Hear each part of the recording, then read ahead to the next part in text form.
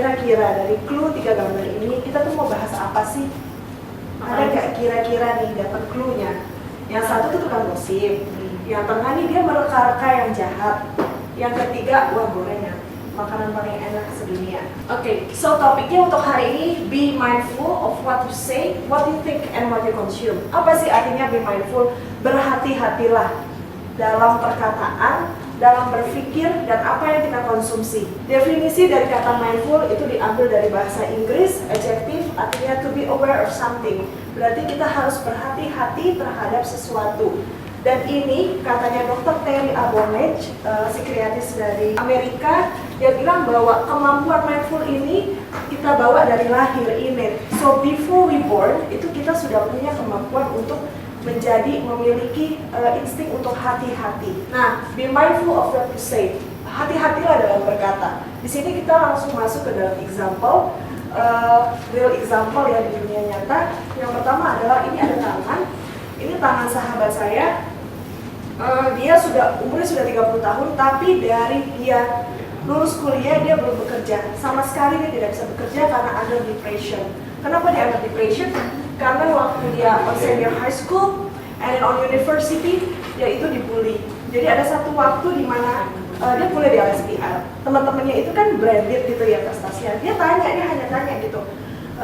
Ih gila, Chanel kayak gini ya, bagus banget. Dia langsung dibully, satu gurunya, satu dosennya juga ngebully dia. Sehingga sampai saat ini untuk coping mechanism, mengatasi rasa depresi dia, rasa tidak terima dia cutting.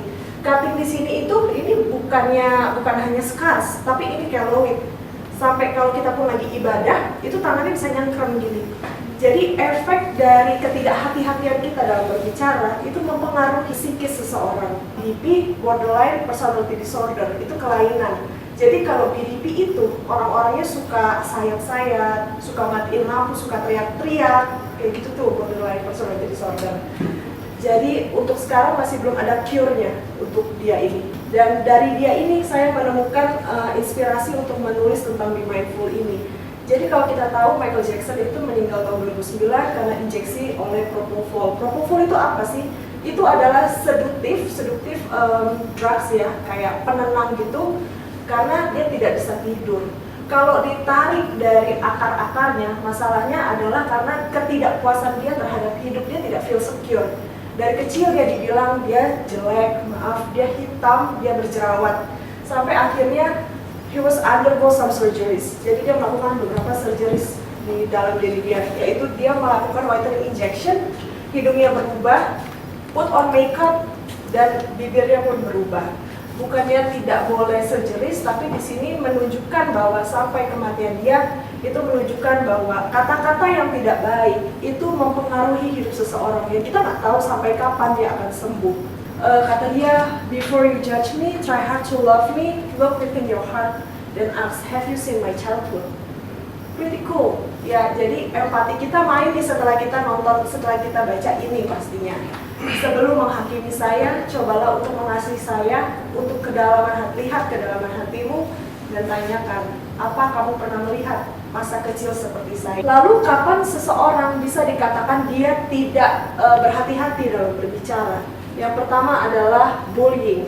1-4 ini adalah korelasi, dia sama-sama, intinya dia mendapatkan inappropriate comment, komen-komen yang tidak baik, seperti itu ya. So I'm telling the crowd about be mindful of what we say, what we think, and what we consume.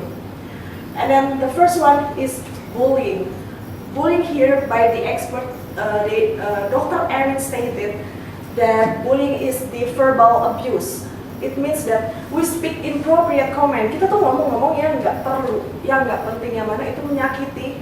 That it is recorded in our mind, and it becomes the brain becomes decreasing. The volume of the brain is decreasing, and then it reflects on the brain process the memories, the movement, and how it learns. Jadi karena ada bullying ini, otak itu merekam.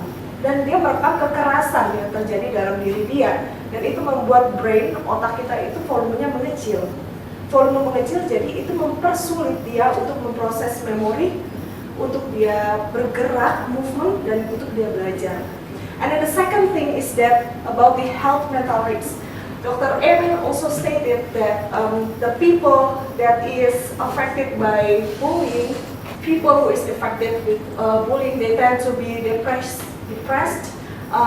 having suicidal thoughts, and also anxiety disorder. Jadi kalau orang-orang yang dibully itu biasanya mereka depresi, pertama dia punya pemikiran untuk bunuh diri, dan yang ketiga itu punya gangguan kecemasan. Dan itu very pathetic ya.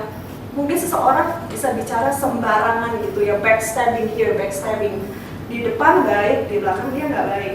And it's not a good thing to do because the people before them is not really ready for that. Karena tidak mindful ini, kita bisa melihat bahwa banyak orang juga melakukan meminum obat-obatan seductive drugs like Michael Jackson's Before I Told You. Lalu dan yang keempat, lower performance. Jadi dalam hidup dia kurang bagus kinerjanya karena ada depression, karena dia malu. Apa yang menyebabkan seseorang tidak berhati-hati? What causes someone for not being a mindful person? They actually correlate, connected to each other. But I want to highlight this one, narcissistic personality disorder. Jadi aku mau meng-highlight ya teman-teman, poin 1 sampai terakhir itu semua berkaitan, tapi narcissistic personality disorder ini perlu untuk kita bahas lebih dalam. Okay, so narcissistic personality disorder by Dr. Emin. Once again, I told you, Dr. Emin is the psychiatrist that conducting the brain CT scan to see what is going on with the people who is under depression, who is suffering with depression, with disorder like this. And he stated that the narcissistic personality disorder have some symptoms. They are manipulative. She is backstabbing. She wants to be self-centered. She wants people to admire her so much. Okay, and because of that disorder, it makes them hard to be a mindful person.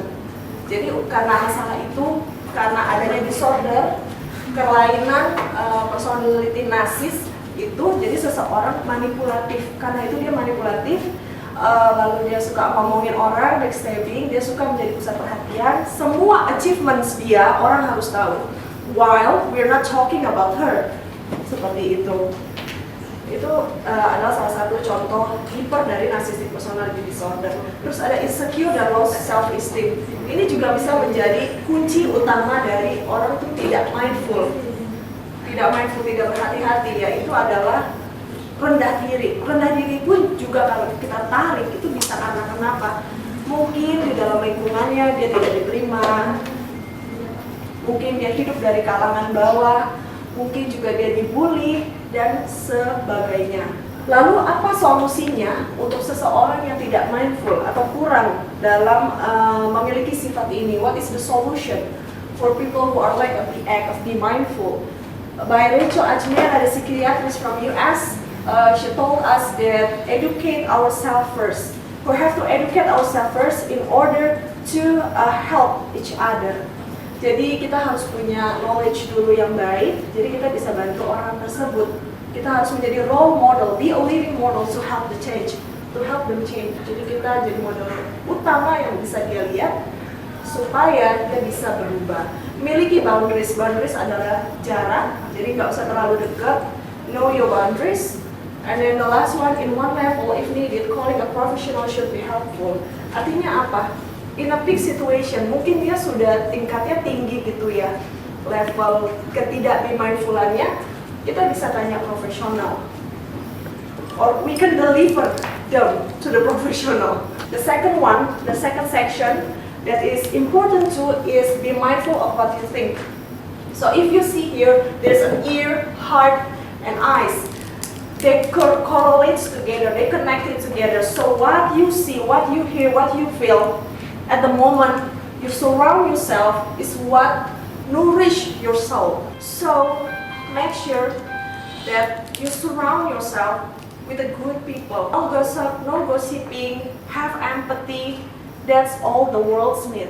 Okay, the pretty girl here is Indonesian. She's Indonesian, living in Dubai. She is the Emirates Cabin Crew. I have this inspiration also aside from Michael Jackson, also from her, because she writes a book, Better Me, and she also suffered from, and I quoted some of the writings on her book, and we may go on to the next chapter. How to be a mindful person. The first one is be professional. So wherever you go, make sure that you are professional, because not each of us is ready to accept the joking, the backstabbing you given to them. The second one, exposure yourself to a good environment. Apa artinya exposure?